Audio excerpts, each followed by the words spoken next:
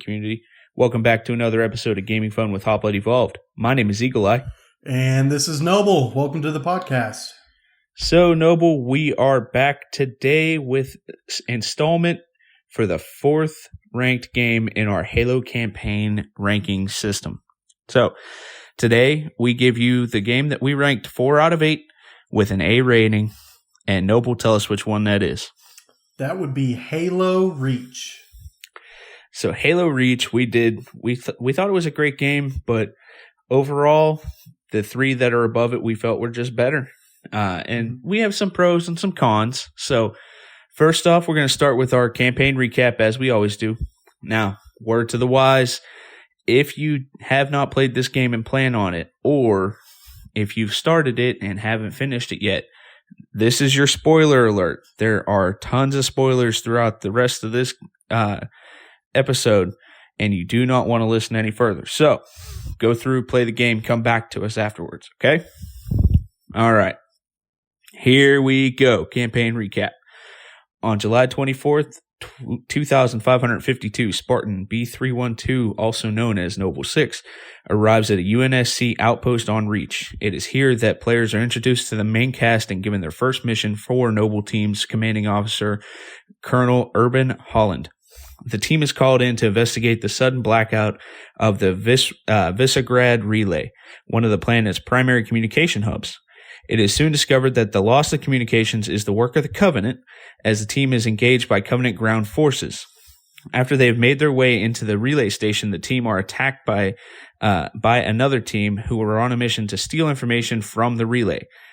After the Noble team successfully secures the relay, Carter uses the damaged relay to contact Colonel Holland and explains the situation, leading to the declaration of Planetary Emergency Directive Winter Contingency. 2 days later, on July 26, Noble Team is called into the Oni Sword Base near the Katha Ice Shaft. As explained to the team by an AI Anti-Dot, Sword Base is under attack from a Covenant Corvette, but due to the sensitive nature of this facility, the use of the orbital Mac rounds is prohibited.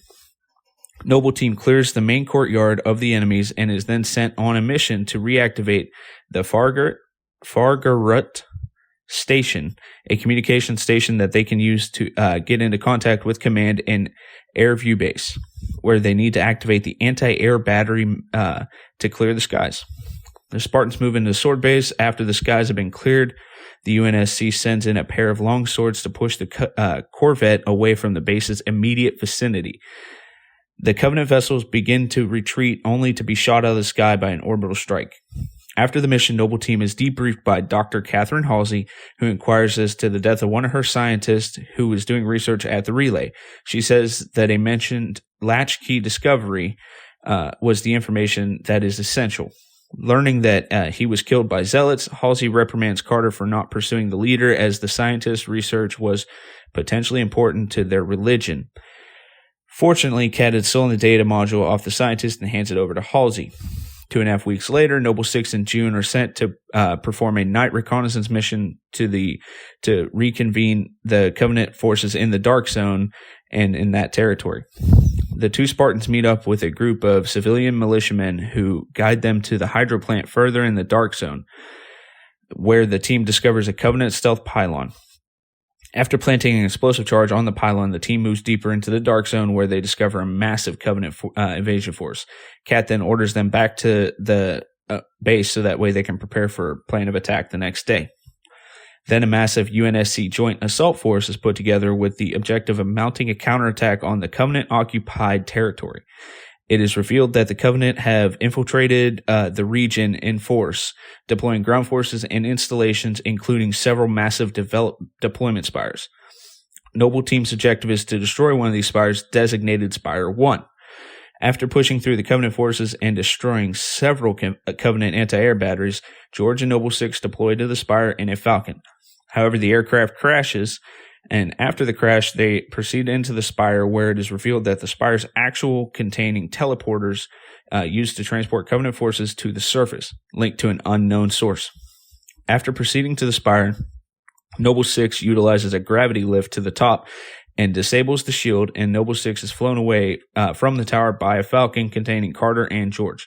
UNSC Grafton, a heavy frigate, uses a Mac round to demolish the spire, but seconds later, the Covenant supercarrier uncloaks and fires on the Grafton, which completely destroys it. Noble team contemplates how to destroy the Covenant supercarrier, the Long Night of Solace, as the UNSC no longer possesses tactical nuclear devices on Reach. Instead, Cat proposes that they use a slipspace drive as a makeshift bomb to destroy the ship. Carter contacts Holland, and the plan is approved. Noble team then arrives at the Sabre program launch research range, where Noble 6 and George commandeer a Sabre, a recently developed aircraft that is intended for inter-colony orbital defense. They launch into the hostile space over Reach, where they protect a UNSC space station, Anchor 9, until its defenses come back online. Next, the rendezvous with UNSC Savannah, which sacrifices its slipspace drive for the mission. They then board the Covenant corvette Ardent Prayer, and using its refueling course at the supercarrier as an excuse, get close enough to detonate the slipspace bomb and destroy the Long Night of Solace. Unfortunately, the detonator for the makeshift bomb is damaged, and George is forced to manually detonate it, sacrificing himself to destroy the supercarrier. However, this victory is short-lived. Mere moments later, a massive Covenant fleet arrives, making the destruction of one of the supercarriers pointless. Noble 6 is flung away from the corvette by George, falling all the way down into Reach's atmosphere, saved by the M-Spec re-entry pack. After landing, 6 continues to the city of New Alexandria, and 6 then regroups with UNSC forces and assists in the evacuation of Traxxas Tower, where many civilians have taken refuge. After 6 helps UNSC Army troops to evacuate anti-air missile batteries, which damage a Covenant corvette, providing the time needed for Noble 6 for the massive civilian transport to escape the city. Cat orders Noble 6 to rejoin Noble Team, and then Noble 6 meets Carter on the rooftop in New Alexandria, and Cat orders Noble 6 to assist in the destruction of several Covenant communication jammers in the area, along with several other tasks, including protecting Gunnery Sergeant Edward Bucks Falcon as he is transporting him and his unit, and defending the other groups of Army soldiers around the city and assisting in more civilian evacuations. Cat then recalls Noble 6 to come to her aid in evacuation of the Oni base. Once inside, Noble Team is reunited. Colonel Holland makes an emergency contact to the team, ordering them to immediately redeploy to Sword Base to destroy sensitive information. The communications are cut off, and June notes several Covenant vehicles leaving the area. Soon afterwards, the Covenant begin to glass the entire city. The team takes an elevator down to the bottom level, where they run into an underground radiation bunker, as Carter explains that they are to be redeployed to Sword Base to destroy all sensitive data. Just before they get inside, Cat is killed with a single shot from a needle rifle to the back of her head. So then Noble 6 is deployed with a group of ODSTs in order to take out the several Covenant anti-air towers around Sword Base, opening the defenses to the rest of the Noble Team that can be deployed to the base via Falcons. After fighting their way into Sword Base, Noble Team discovers the coordinates that they were given to be empty, a last stand of full dead troopers. The coordinates are then revised by an unknown AI, and Noble Team moves into the caves below Sword Base. Noble Team rides a cart down to the tunnel and discover that Dr. Halsey, who ordered them back to the base despite the existence of reports that she had died. As they descend down to the tower, a massive artifact built by an ancient civilization in the ice cavern is revealed. Halsey asks the Noble Team to buy her more time in order to decrypt the artifact's data, and Noble Team sets up a defense perimeter at the entry of Halsey's lab, deploying wolf spider turrets in the area before fighting off waves of Covenant soldiers. After the process is complete, Noble Team falls back to Halsey's lab, where she then shows a fragment of the AI Cortana to the team and explains that she has been assigned the custodian of the artifact's data, and she needs it to be brought back to the ship breaking yards in order to be deployed onto the UNSC class light cruiser, which is being sent on a special mission. And Dr. Halsey explains that Cortana has handpicked Noble 6 to be her carrier and entrusts her to the Spartan. They make their way to the landing pad outside, where 2 Pelican dropships await. June is assigned by Carter to take one of the Pelicans to escort Dr. Halsey to Castle Base, while the rest of the team deploys on another dropship to the breaking yards. On the way, the Pelican, piloted by Carter, is damaged, forcing Emil and Noble Six to initiate a low-level altitude aerial insertion and move towards the UNSC Pillar of Autumn. The pair are blocked by a Scarab, but Carter arrives and sacrifices himself, piloting the Pelican in a kamikaze strike on the Scarab.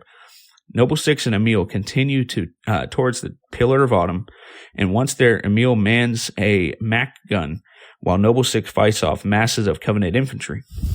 Captain Jacob Keyes then arrives and receives the AI from Noble Six. Before the captain can take off, a Covenant battlecruiser arrives and prepares to fire on the Autumn. Meanwhile, a Covenant Phantom arrives on scene and dispatches the devoted sentries to Emil's location. Emil kills one with a shotgun, but afterwards he got stabbed through the abdomen by another. The Marines on Keyes' dropship offer the Noble Six board the Pelican, but Six declines, as without cover from the MAC, the Pillar of Autumn couldn't escape. After fighting through the Zealots, Noble Six takes control of the cannon and fights the Pelicans as it returns to the Autumn. As the Covenant ship prepares to fire, Noble Six fires its main weapon and disables the cruiser as the Pillar of Autumn escapes from the planet. Then, in the final cutscene that portrays the beginning of the opening cutscene for Halo Combat Evolved, the Pillar of Autumn comes out of slipspace and Keyes asks if they have evaded the Covenant, to which Cortana replies, "I think we both know the answer to that." The credits roll on, and right as the ship drifts towards the space of Installation 04. After the credits, Noble Six is shown to be still at the ship breaking yards, preparing for a final stand against the Covenant forces being deployed in the area. Six fights off several waves of Covenant forces before succumbing to plasma fire, discarding their damaged helmet. Six fights desperately with several Sangheili soldiers until overwhelmed and being stabbed by one of the Sangheili soldiers' energy sword. The epilogue, set over 30 years later in the year 2589 on a re-terraformed Reach, shows Noble Six's helmet sitting in what is now a grassy field, and Dr. Halsey provides a eulogy to Noble Team as the camera shows a human ship landed on the planet, showing the recolonization of Reach. Man, that's a mouthful. This story, man, it's got a lot to it, but it's right. So in depth. It's such a good story, right? So the very first thing we're going to jump into is the pros of this campaign.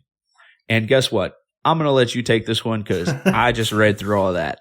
Okay. Right. I don't blame you. Yeah. Take a breather there. All right. But yeah, so, this definitely did have an amazing story. I was genuinely invested in all the characters, cared about every single one of them. Yep. This game also played with my emotions, and the game just really made you feel them, like all the ups and downs, like the just one of the things that I remember is just the first time, like when Kat gets killed and she's just running and they're talking and everything. And just in the middle of her saying something, she gets shot down. And that was just like really gut wrenching to me, super memorable. I felt really sad. Like at that time, it's like, wow, this is crazy. But the other things too, like, they made the Covenant seem a little bit more scary. Just like those little details where they didn't have the Covenant speak English, because it made them, overall scarier. And it also kind of aligns with the plot since, it was, one of humanity's, first exposures to them. But I just love the little details like that. Customizable player. So basically you were Noble Six, and I thought that was amazing. So however you customize your character, whatever gender you had, that was you. Noble Six was you. And I thought that was really cool. Right. And I also thought it was awesome to play alongside other Spartans. Love the weapon and vehicle designs that were new to the franchise. And it was just also pretty interesting to see the events leading up to Halo CE. And then, fighting in space for the first time was pretty cool. Right. Like you've driven in like a Banshee before and things like that. But, driving in the Saber in space was really cool to see. Right. The last mission also, which you kind of mentioned there, was just very unique to me and really awesome to play out. the sole objective was just to survive. Mm-hmm. And Bungie could have just got away with just doing it as just a cutscene, but having that as like a playable mission was awesome, super rememberable, and iconic. For Halo Absolutely. Absolutely. And, I want to say a couple things here. So one of them, you had mentioned the saber, and I believe Bub will clarify this when we have our lore cast with this, but I believe that Noble Six was key in developing the saber and piloting it. So we can touch on that later. Right. And the other thing that I really wanted to touch on is what you said. The sole objective was to survive that last mission, but the only way to end the game is to die. You cannot survive, so it's, right. It's like you can't win at the very end. And, that one kind of hurts me personally because I always think there's a way to win. There's a way to beat it, right? But that one, it just wasn't. And it also makes me wonder how many people out there like desperately played this game hard and tried to survive to break the game, Yeah. I know I did for sure. Like I tried my hardest to stay alive because I was Noble Six, so I was trying my darndest to stay alive, but ultimately failed.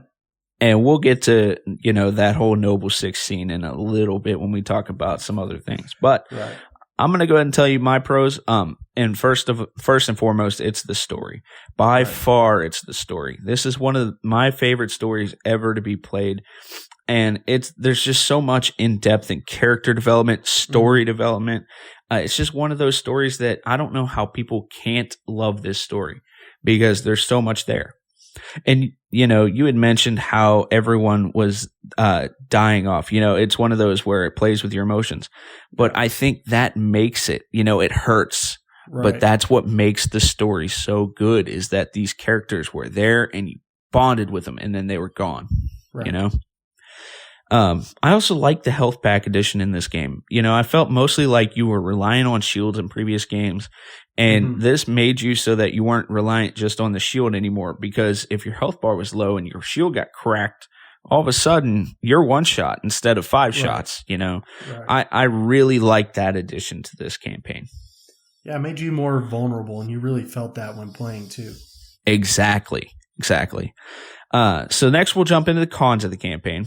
And honestly, the only con I can think of in this campaign is them switching the button mapping. It took me a while to get used to it, but overall I did. Sure. But that's really my only con to this campaign.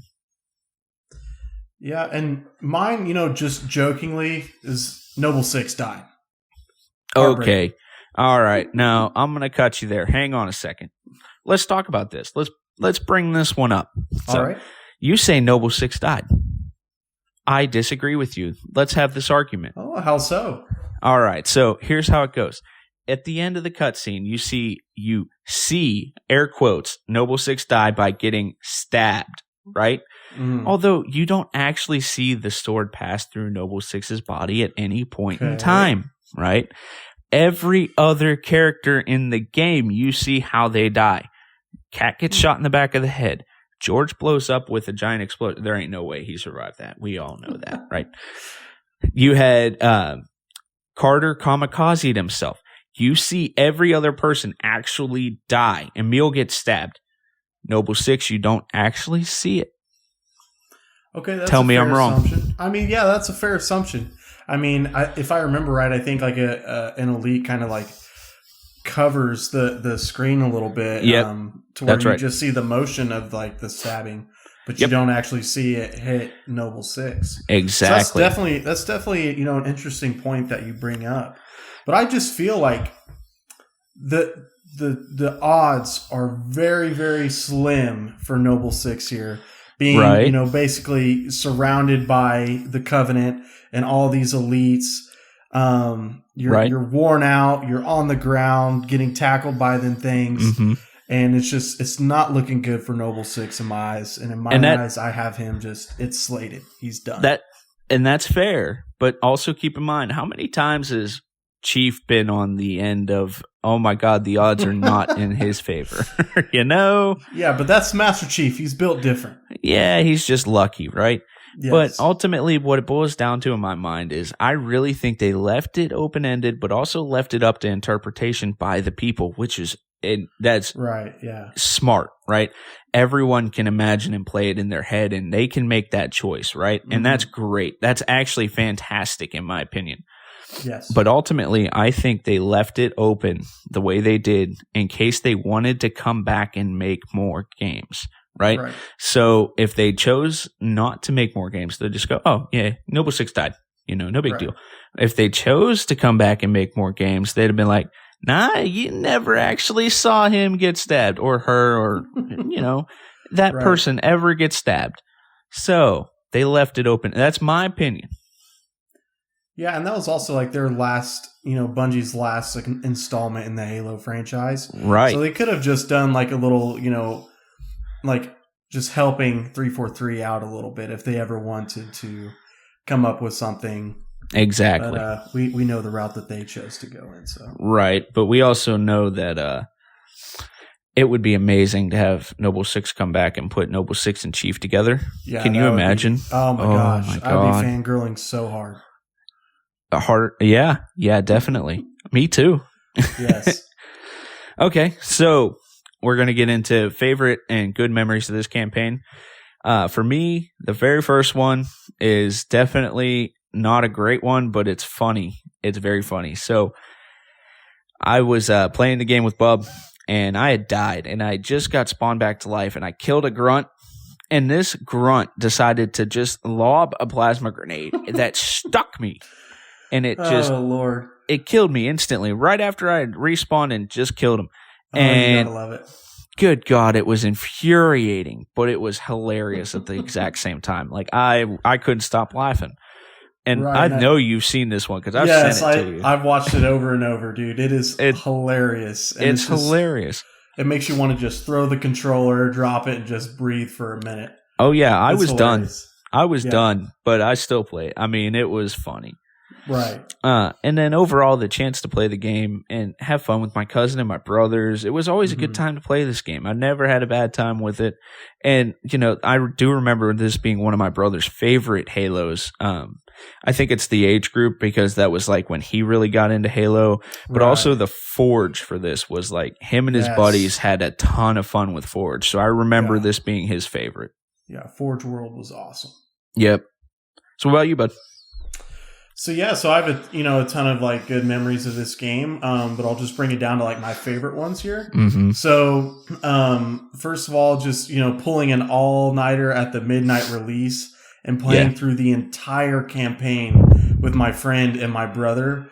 Literally stayed up all night, drank a ton of energy drinks, did the whole 9 yards at GameStop with a whole line of people. It was just an experience.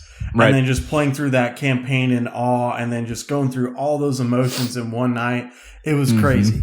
Like, I was just completely dead at the end of that. Absolutely. But yeah, that was a super fun and memorable experience. And absolutely. Then, also trying to find the Easter egg of Master Chief when delivering Cortana to the Pillar of Autumn, like the pelican that goes to them. I don't know if I just saw it like from a YouTube video or if it's an actual Easter egg. But I just remember like playing through this mission several times, just trying to see like a glimpse of the Master Chief and like a cryopod playing the game so I can attach him like to the game. I just remember just wanting to see that so bad. Man, you're a big Master Chief fan, aren't you? Love him. Right. I actually didn't even know that was a thing. That would be kind of cool if it was, and I could see it knowing Bungie, but that's interesting. I'm going to have to look into that one. So overall, I don't have any bad memories of this campaign. Do you? Just jokingly, everyone but June dies. Right. And, I feel that, but also, like we said earlier, I feel like it made the game too. Right, but I loved him so much, and you hate to see him go, you know what I mean? Exactly. You build that bond. Yes. So we ended up ranking this game 4th out of 8 with an A overall ranking, so it's a really good ranking. And we put it there. I put it there. I felt the game was fantastic. It was so much fun to play. It was very exciting. I couldn't rank it above the 3 games that we've ranked better, right? It definitely deserves to be a top-tier game. And, maybe we should have done something like a tie for third or a tie for second, Right. because I think overall this could be a tie easily. Exactly. To me, it's an A. It's not an S because the storyline and the ending. So like I said earlier, they killed off Noble Six, right? But I still don't think Noble Six died. Although you seem to think that way. Right. And like I said earlier, I think they're going to bring Noble Six back, or they could have. And I think that they purposefully left it up to interpretation for everyone else to make their own assumption there. But also, it gives them the choice to change it later, because I've seen that happen in other things. So overall, it was a great game. Fantastic. Definitely worth an A ranking. So what do you think, bud? Yeah, I mean, the game was great. Bungie wasn't afraid to add new things to the franchise, right? And they executed it very well. Mm-hmm. But overall, the game was just more of like a prologue kind of story to me. Mm-hmm. That was just setting up events later on, and it feels to me as if it just kind of leaves you with some unfinished business. Instead of like gaining some closure, defeating the Covenant, getting your revenge out for humanity, that kind of thing. Right. So it was less of like an epic finish and just more of like, hey, now I want to like destroy these guys for what they did to Noble Team and all that good stuff. But I mean, overall, the game was really, really well done. Again, we gave it an A, but the ones that we have, above it are just like at that epic, S tier level for us. Yeah, absolutely. Well, we're going to end that one here. And, we'd love to hear you guys' feedback. Please hit us up on any of our socials, Twitter, Instagram, Facebook, TikTok, YouTube, whatever you go at, we're at Hoplite Evolved. And feel free to catch us on any of our previous podcasts, wherever you listen to your podcast. So until next time, keep gaming and keep having fun.